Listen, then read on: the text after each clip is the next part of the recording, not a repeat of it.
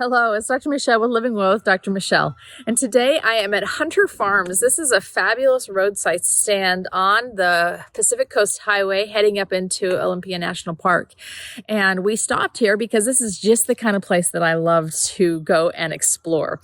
They have a roadside stand that sells vegetables from the region. They also have all sorts of pickled and preserved items. And of course, we had to buy some for lunch today.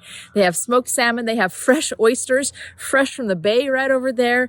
They also have an enormous greenhouse where they sell seedlings and starts and things for people in this area to be able to use. Now, I talked to one of the women that was working the register today, and she said this is a family-owned business. It's been in the family for over 100 years.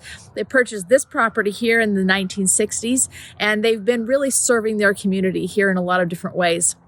We loved getting to know them. We loved getting to know a little bit about them. And while I was here, I gifted her my latest book, Be Prepared, Not Scared. I told her that we were on the book tour for self-sufficient living, and that's why I was wanting to learn about what she does and how her family operates.